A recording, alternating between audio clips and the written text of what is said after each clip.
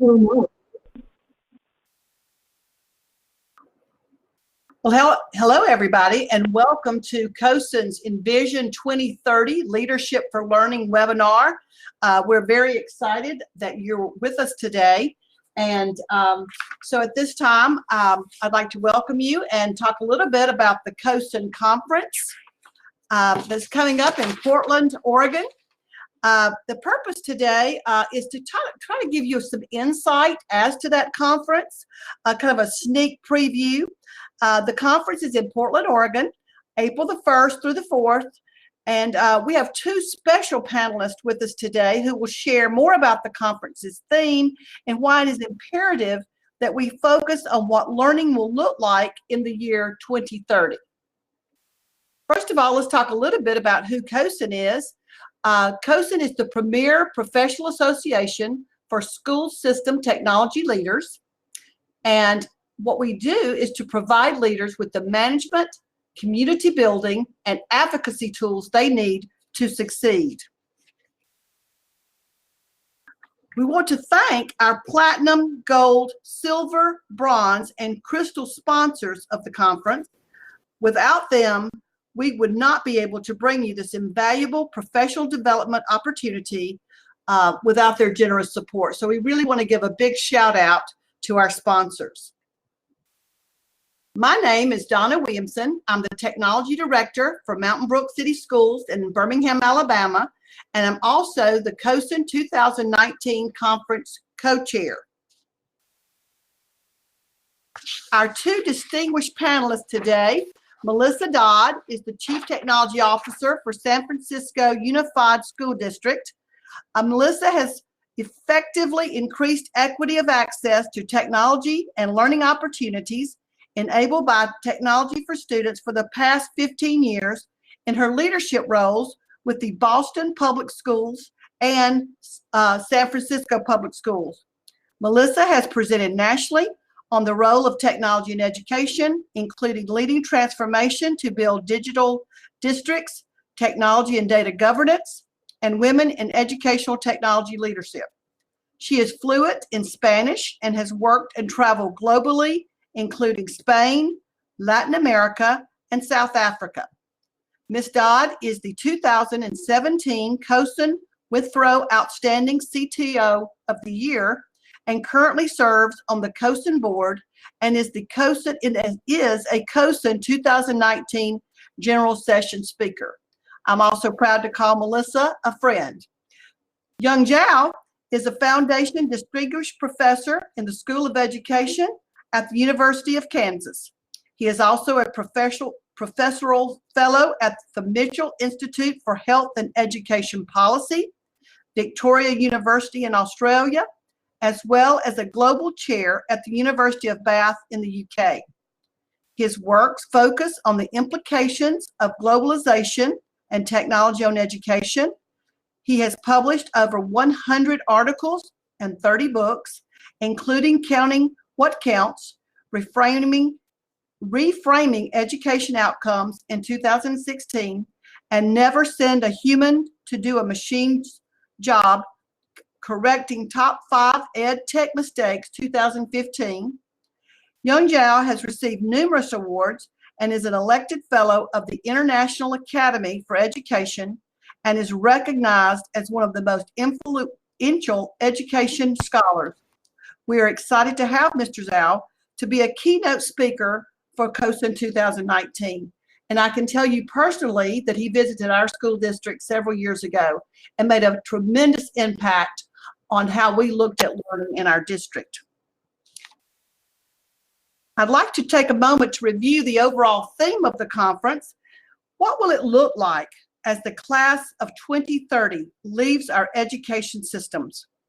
What role do technology leaders play in envisioning, shaping, and leading the school system transformation to support student needs? Koston 2019 conference will explore how we provide the class of 2030 with the skills they need for success.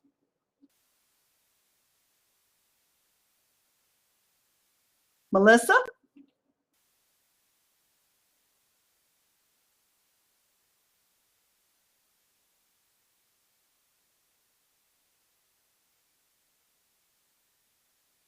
Melissa, are you there?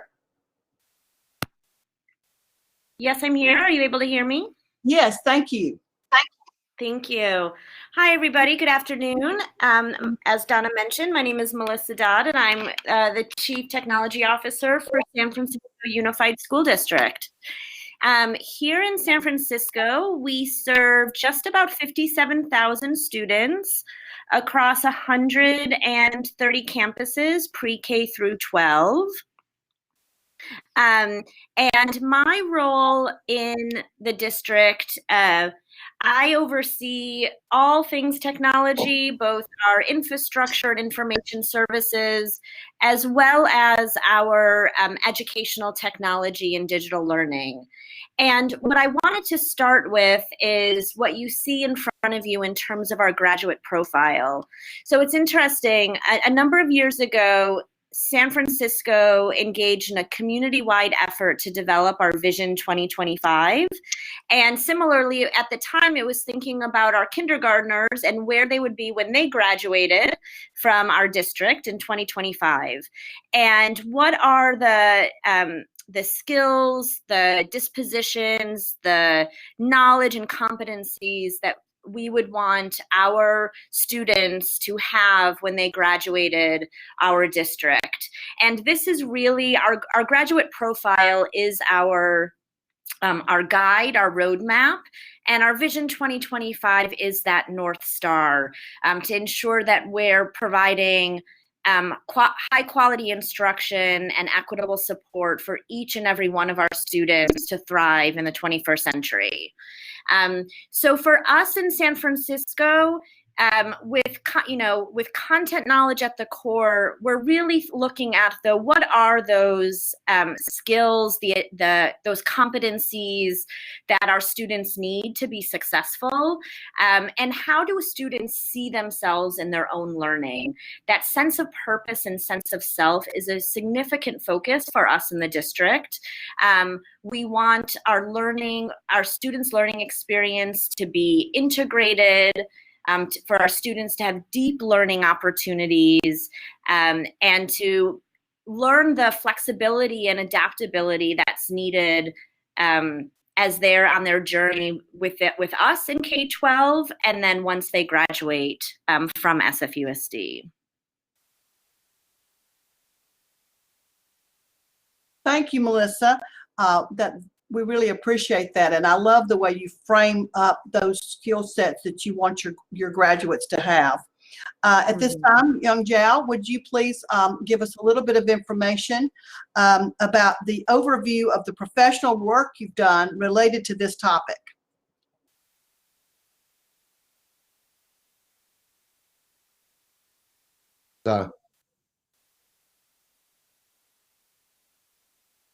Melissa, Donna. Yes. Okay, I was upset you did not call me a friend. You called Melissa a friend. But, hey, we can get there. We can get there. Okay, I'll go with maybe after this, right? Okay. Yeah. All right. Well, thank you, everyone, for taking the time to do this. When I was thinking about when 2030, first I really didn't know why Cozens picked 2030.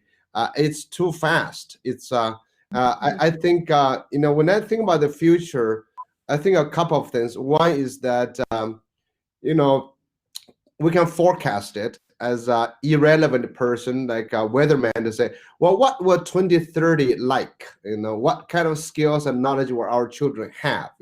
It's like bystander to say make a prediction. Another one is more like a intervener. It's like a dreamer. I dream what 2030 should be like, and when I say 2030, it's really kind of too short, because if you remember when we first talk about 21st century skills, that was almost 20 years ago, and we've been here now. So I think in my presentation, I'm really going to discuss a few things. Number one is not only what technology can do for education, but how technology is transforming education, forcing us to rethink what our children will be. And when I think about what our children will be, is that they're not ready we're not helping them to get ready for 2030. They are creating 2030 for us. So that's they are the creators of the future. They don't just walk into a future someone has manufactured for them. So I think the first big issue is that, can we help our children develop a very good vision for humanity, what they think humanity should become? I think as you can see today in the US and in Europe, Asia, and Australia, I just got back from there. Humanity is not at its best at this moment, which helps me reflect on how education really has not changed, not improved over the last 100 years in helping people becoming better human beings. I think the humanity part, how to help our children to envision a better humanity, how do we get along, how do we get together? Because technology, if we don't get along, just becomes more powerful tools to attack each other, to enslave each other. That's just something I don't like to see. So the first big thing I hope we can think about how we as educators help our children understand that. The second thing I think technology changes our lives a lot is that the basic, artificial intelligence, robotics, automation, that is truly going to replace and has replaced many, many, many jobs. So I think a big piece we're missing is that we are talking about have a generation of children, possibly many of them don't have to work. We're talking about universal income or basic income already. How do children live as a fulfilling human being is become more important. I think, let's say in the 1950s, last 100 years ago, we may be talking a lot about getting the skills to produce something, making something. But now, how do we enjoy ourselves? How to live a fulfilling life? As you can see, there's a rising tide of dissatisfaction with our lives, high anxiety among youth, and social emotional issues. And these are basically what I call a lack of opportunity for self-actualization or to use their talents to benefit others. I think we've been teaching our children to be more overly selfish, not even self-interested. I think we can be self-interested, but not selfish. In a sense, we need other people to realize our values. How do we live in such a way to have psychological meaning? And the final point I think I'm going to talk a lot about is the idea when we do a graduate profile like SF and Unified, like Melissa just presented. I've seen a lot of profiles like that. They're very similar in different places. A challenge is this. Can we reasonably expect everybody to be equipped with the same amount of the same skills, the same content, or are we expect a jagged profile, like somebody will have peaks in one area but valleys in other domain, the jagged profile? Do we? In my mind, I think in the past our educational paradigm was to equip everybody almost with the same amount of everything. That's why we have this idea called achievement gap. We have the profile, we have the GPAs. Those are measuring of averages of what you are as average in different domains. But I think in the future, we may have to measure about uniqueness, and because uniqueness means diversity. And that is, if everyone is unique, we cherish the uniqueness and we understand we're interdependent on each other because we're unique and we cannot do everything. Henceforth, that says diversity is key, human diversity, culturally, intellectually, and a skill in terms of skills, in terms of personality. That is going to be really driving us in the future. How do we help cultivate diversity?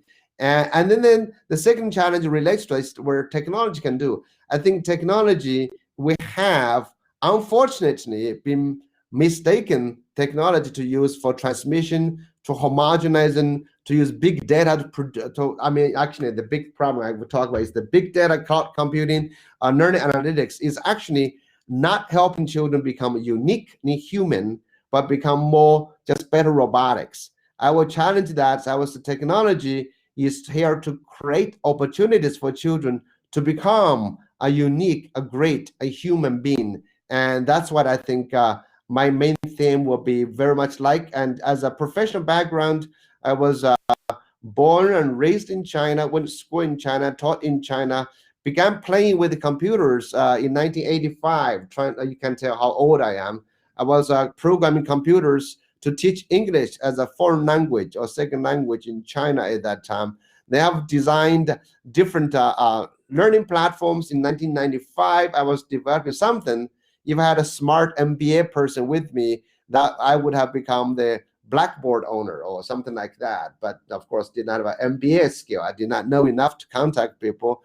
Then designed language learning games and a big game called a 3D game for learning Mandarin and software. And so I've been playing with technology a lot. But in the meantime, I got my graduate degree and PhD from Illinois, was in educational psychology and technology. There was a professor of educational technology at Michigan State University. And I was at University of Oregon a few years ago, was associate dean and director for online global education. Now I'm at the University of Kansas. How's that for a quick summary? I think that is a pretty darn impressive resume there. But you're not that old, because I was playing with computers in 1982, so let's don't go there.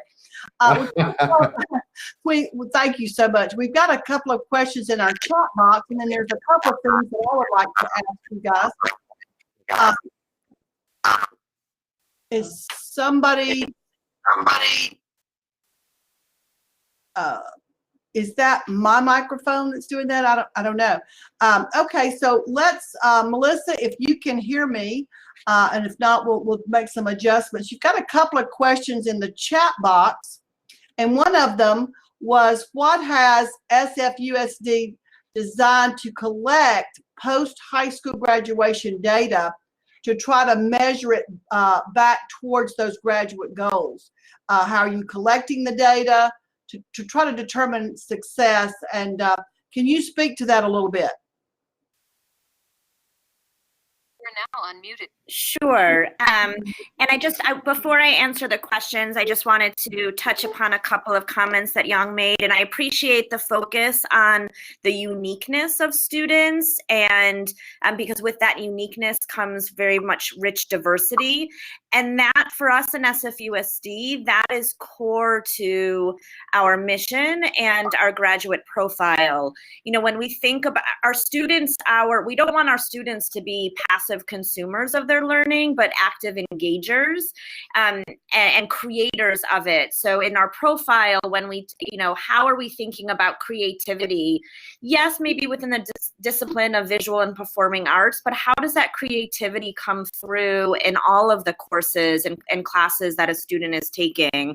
And how do we celebrate the rich linguistic diversity that we have and cultural diversity that we have in the district, so that comes into the classroom and it isn't checked at the door before the student walks in.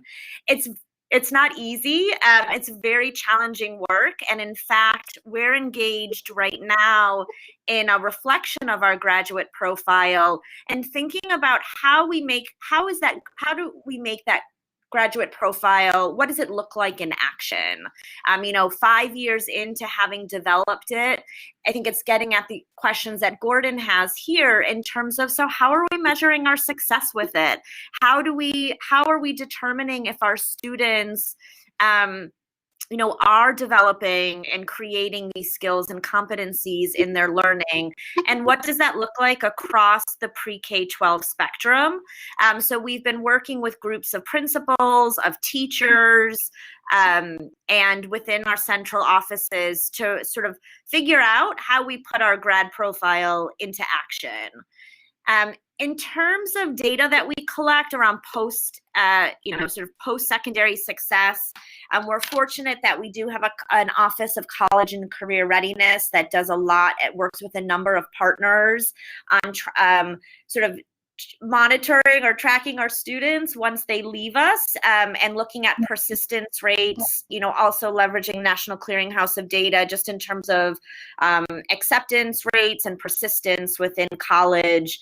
I'd say in tracking collecting data on career paths, that's been, we're not as far ahead in terms of doing that. And then that's a good question in terms of sort of graduation levels. In California, we have what we call the A through G requirements for graduation. And we do have students who accelerate through those to graduate kind of when they're ready. We have a number of high schools that are working around and thinking about competency-based learning. But as a whole, as a district, we still have some of those. We still have the structures in terms of sort of pre-K-12 from a learning journey perspective. Thank you, Melissa. Thank you, Melissa. I did have another question, basically for Young Zhao, which is so you talked about that we need to be teaching children to be, have self-interest and to use those talents to benefit others, and that one of the problems was that they needed to know how to have a fulfilling life. Maybe it would be outside their career, but as an educator of let's just say maybe over 35 years, how does that look when you're actually working with children? Some of the things that you might think about as you're trying to teach children those skills. Well, thank you. I think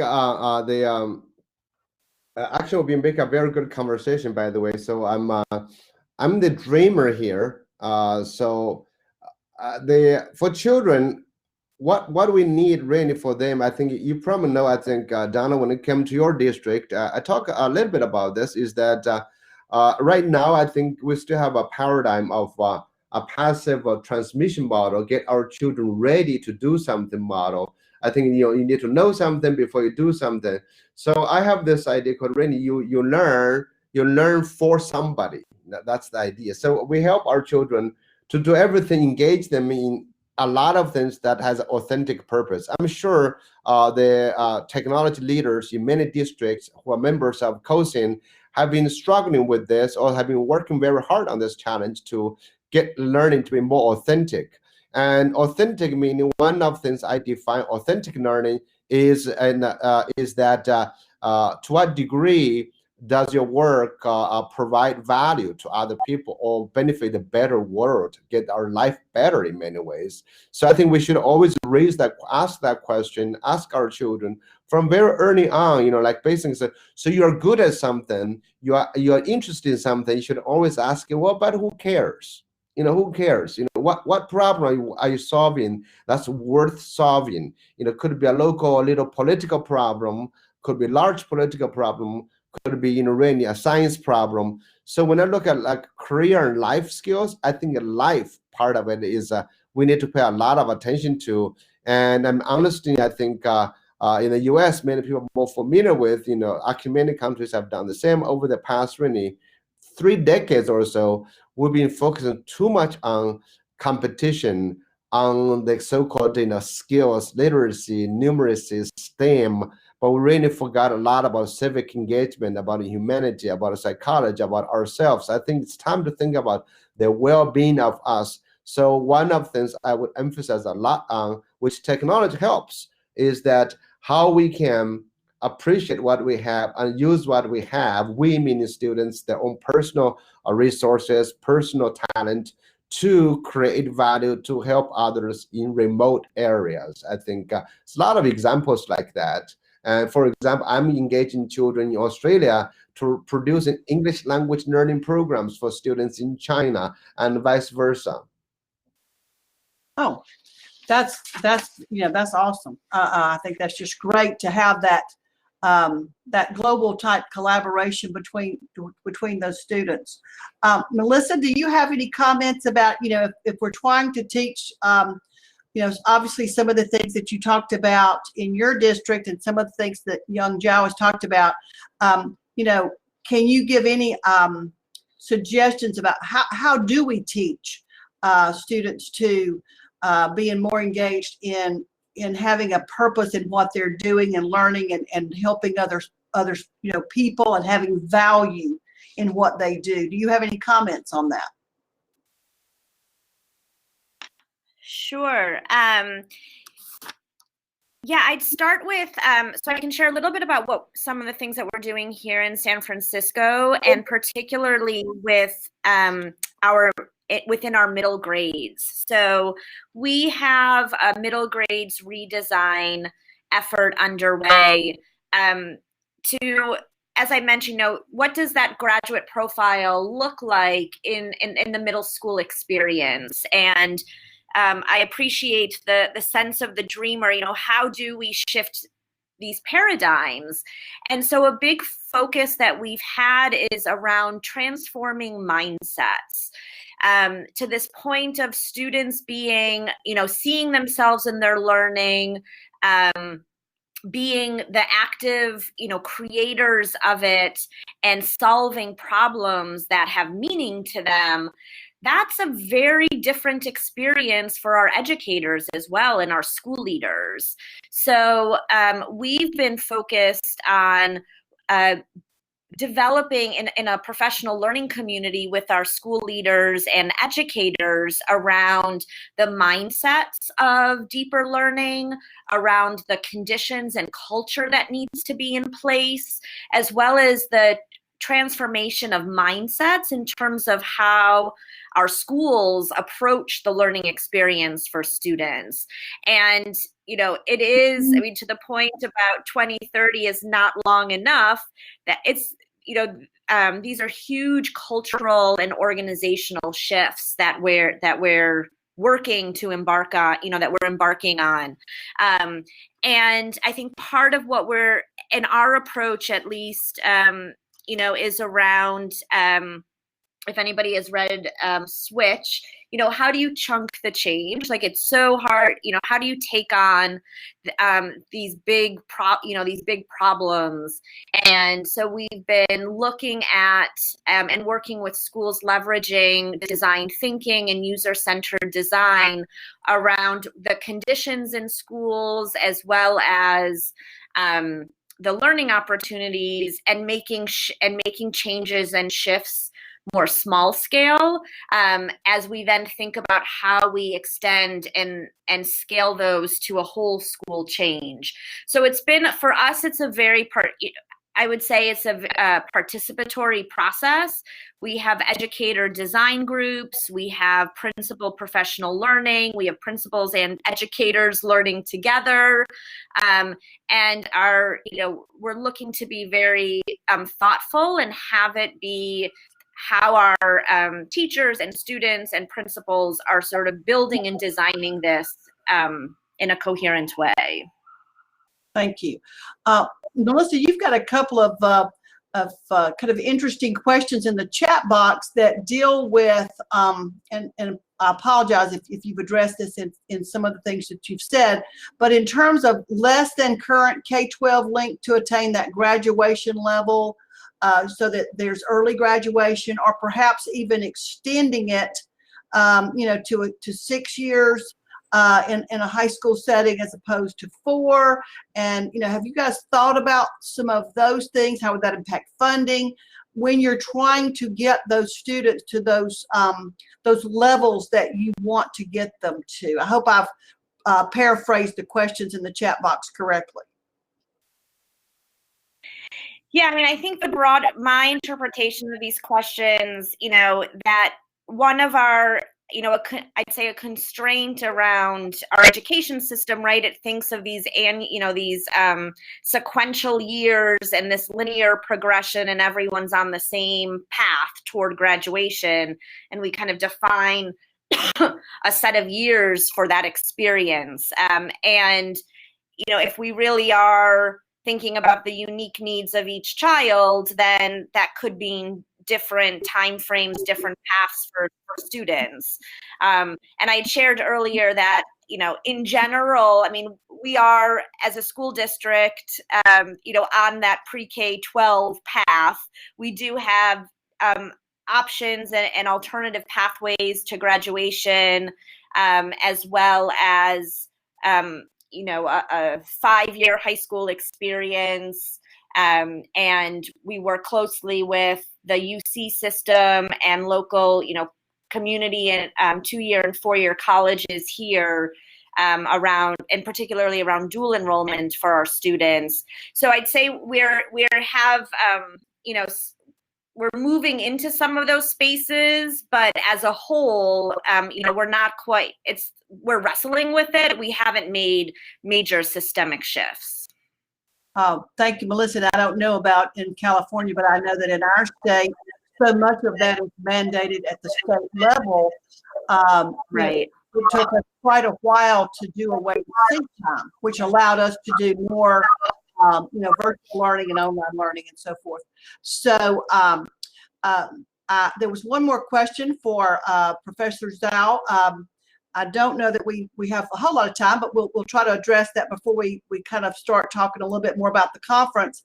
But that was about, how might a district expand those authentic, intellectual, problem-based learning methods to span the summer, like closing the school doors is the way most school systems do it.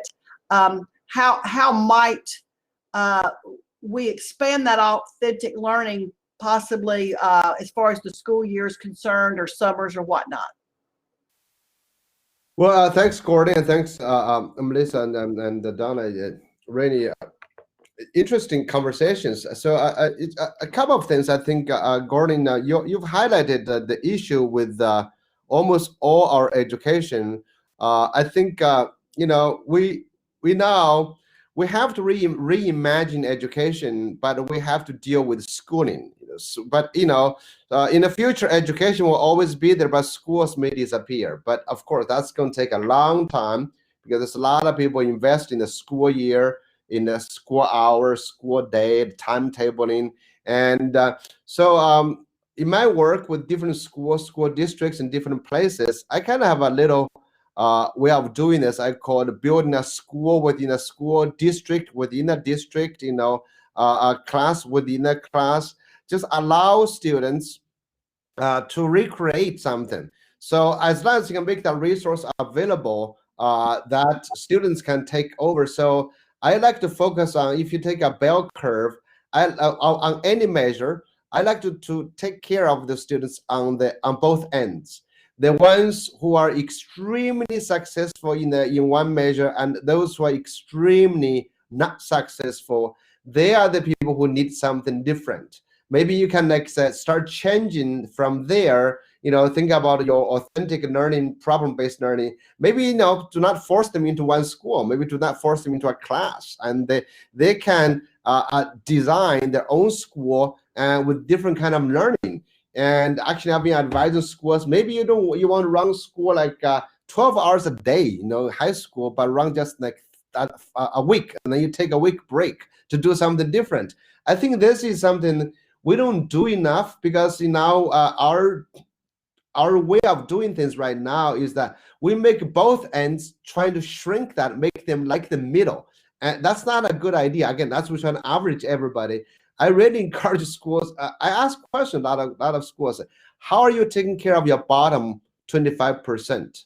And that's how we measure society, by the way. A good society takes care of the bottom people. That good school as well. How are you dealing with it? Maybe create alternatives for them. If they're disengaged, if they're suffering, maybe we should help them first. I think, Gordon, that's where we start. I think innovation, we should start with those people who are not benefiting from our existing system, and we can create something new. And then the final point is, I think in all our discussions, we really should treat our students themselves as self-determining citizens, members of a community. They are learners. So I think we need to involve them. We don't design for them. We don't personalize for them. We help them personalize. We help them design. We help them own their own learning. Thank you so much. Melissa, I'm going to throw this one at you because I know that you are on the Koston board and you're also a speaker. And then Young Zhao, if you would like to comment, because I know you've been at the conference before. But, why do you guys think that the Koston conference is unique, Koston 2019? Why is that unique to you? And who should attend the conference? So, Melissa, I'll let you go first. Sure, thank you. So what's unique about Cozens and the conference is and where I get particular sort of meaning and value out of it is the networking and connections with other district technology leaders who are struggling with the same issues and challenges that I have, but also are thinking about the experience, the learning opportunities that we want for our students, and what role do we play in that? I mean, it's interesting, just in our half-hour conversation, we've actually talked very little about technology, which is a good thing, because we were talking initially.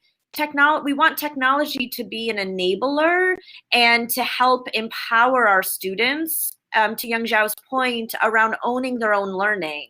And so we have as technology leaders, we have a really important job of being a bridge and a connector, and helping schools, helping districts realize their vision for and with students.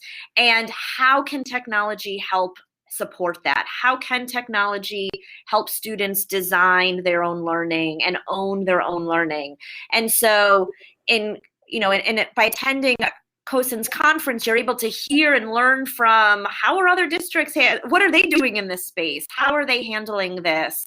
And make those connections that will help you after the conference. Conferences, you learn a lot, you absorb, you take in a lot, but it's the connections that make a difference and help us in our day-to-day.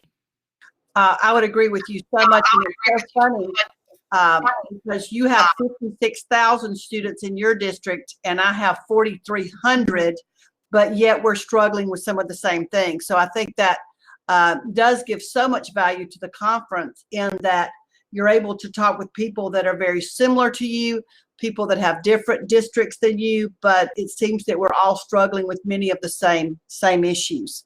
So that's great. Well, I would really like to thank our panelists because I want to honor everybody's time and talk a little bit more, about what we've got coming to the conference. We'll have the Global Symposium, Learning 2030, Preparing Students for the Fourth Industrial Revolution. Registration is required for that, and that's kind of a follow-up to what we were talking about last year about the Fourth Industrial Revolution and what that's going to mean to education. So I really want to encourage everybody to attend that. We have a large district summit about leveraging technology to advance equitable learning as an invitational event for large school district leaders. We will have school site visits to Roosevelt High School to visit their award-winning advanced computer science and engineering classes, and Astor K-8 School, that is to view Portland's public schools Tech Smart initiative. So those are just a couple of the things that are going on as far as special events throughout the conference. Again, in addition to our conference sponsors, I'd like to thank our corporate sponsors that you see here. Without that and supporting this webinar series and our other work, it just simply would not be possible. So really want to thank all of our partners and all of those of you that signed into the conference. And I hope to see you in Portland, April 1st through the 4th, and look forward to seeing you there. And as an Oregonian, I have to tell you, it is the best time in Oregon at that time. Great. As friends, we will enjoy the conference together. Thank you. Thank you, everyone.